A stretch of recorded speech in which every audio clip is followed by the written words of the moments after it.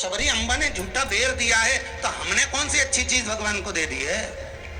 हमने क्या भगवान को अच्छा दे दिया है? हम भी तो झूठा ही दे रहे हैं। पुष्प दिया वो भी झूठा था, जल दिया वो मछली का झूठा था, दूध दिया वो गाय के बछड़े का झूठा था, मिठाई दी वो चींटी की झूठी थी। हम जो परमात्मा को दिए वो सब कुछ झूठा था। यहाँ तक हम भगवान का जो स्मरण भी कर रहे हैं, कई लोग भगवान के मंदिर में बैठकर घंटों तक माला पकड़कर भी अगर भगवान के मंदिर में बैठकर भजन कीर्तन स्मरण कर रहे हैं, तो वो ये सोचे कि नहीं ये सत्य है, तो उसने उसमें भी छल कर दिया। थोड़ी देर तक तो मन लगता है, उसके बाद ये चित्त, ये व्यक्ति, ये मन कहीं ना कहीं डोल जाता है। इस मन को लोग कजन कहां लेकर चले जाते हैं। बड़ा बड़ा कठिन है,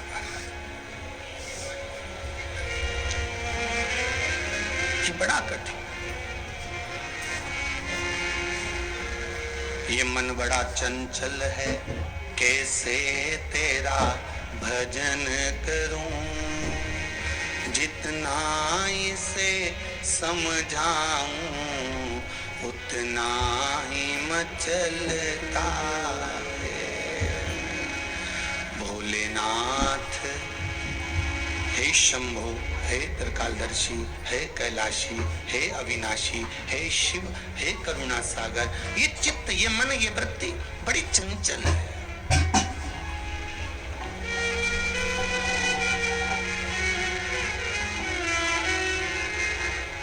अगर ये मन, ये चित्त, ये वृत्ति थोड़ी भी परमात्मा में लग गई तो जीवन की सार्थकता हो गई।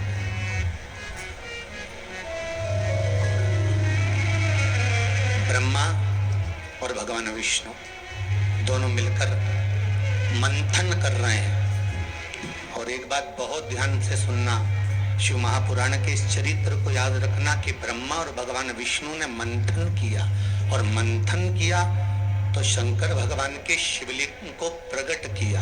आपसे भी निवेदन है, जब दोनों पति पत्नी, भाई भाई, घर के बुजुर्ग, माता पिता, घर के बच्चे जब एक साथ कहीं बैठे हुए हों, तो शिव महापुराण की कथा कहती है आप भी शिव महापुराण का थोड़ा सा मंथन करो। उस मंथन से जो प्रकट होगा वो तुम्हारे घर का आनंद करा देगा। शिव पुराण का मंथन।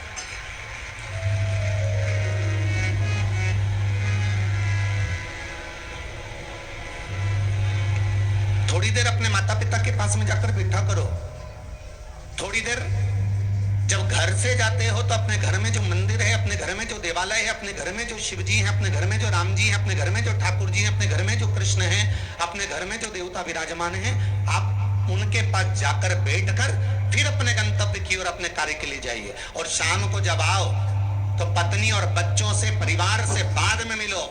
सबसे पहले अगर दुकान की चाबी भी लेकर आए हो, थोड़ा सा धन भी लेकर आए हो, थोड़ा सा सामान भी लेकर आए हो, थोड़ा सा व्यापार का कुछ चीज भी आप लेकर आए हो, तो सबसे पहले जाकर भगवान के मंदिर में जो आपके घर में है उसके पास में बैठकर उसको बताया करो, आज मैंने व्यापार करा उसमें ये लाभ हुआ, आज मैंने व्यापार करा उसमें ये हानि हुई, और आपकी कृपा से आज मैंने दुकान, व्यापार, व्यवसाय आज का पूरा करा। हे देवाधिदेव महादेव, हे मेरे ठाकुर, हे मेरे कृष्ण, हे मेरे राम, आज भगवान की कृपा, आपकी कृपा बहुत बनी रही और मेरा सब कार्य सफल हुआ। बाबा को प्रणाम करो, नमन करो, और फिर अपने माता पिता, परिवार, कुटुंब, कबीला जिससे मिलना है मिलो, फिर मिलो।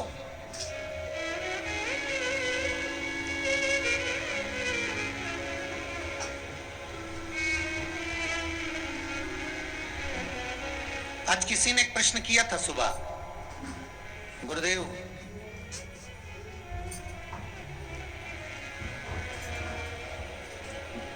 अगर भगवान के मंदिर जाना है हमको,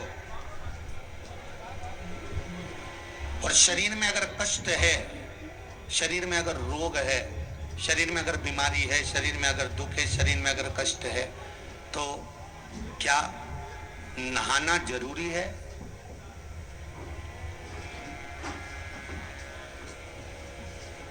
शिव महापुराण की कथा कर रही है, मत नहाओ, स्नान कर लो।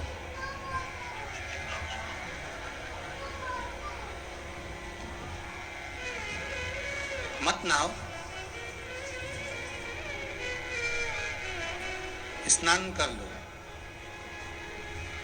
नहाने में और स्नान में जमीन और आसमान का अंतर है। बाथरूम में गए, साबुन लगाया, शैम्पू लगाया और ये सब लगाने के बाद में तुमने जो तुम्हारे ऊपर पानी उंडेला, इसको नहाना कहते हैं।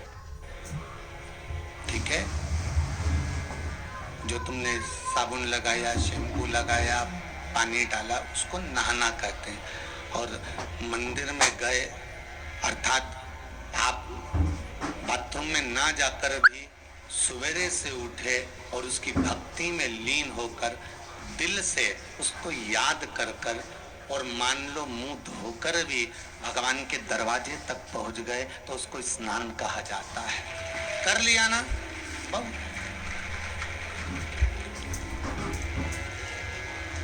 नहीं है ना शरीर में बल। एक पत्र में लिखा है किसी ने,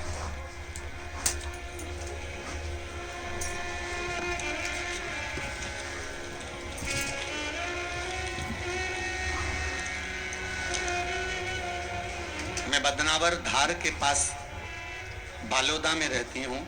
मेरा नाम शांति बाई कुमावत है। कहीं बैठी हो तो खड़ी हो जाए। आप ही हैं? दोनों हाथ हिला दो एक बार। मेरा नाम शांति बाई कुमावत है। गुरुदेव, आज मैं अपने पैरों पर खड़ी हूं और घूम रही हूं, ये शिव की ही कृपा है, शंकर की कृपा है। मैं कैंसर से पीड़ित हूं। बहुत सारे अस्पतालों में मेरा इलाज हुआ है। ऐसा कोई हॉस्पिटल गुजरात का, राजस्थान का और महाराष्ट्र का नहीं जहां पर मेरा इलाज नहीं हुआ। रह कर कैंसर उपज रहा था।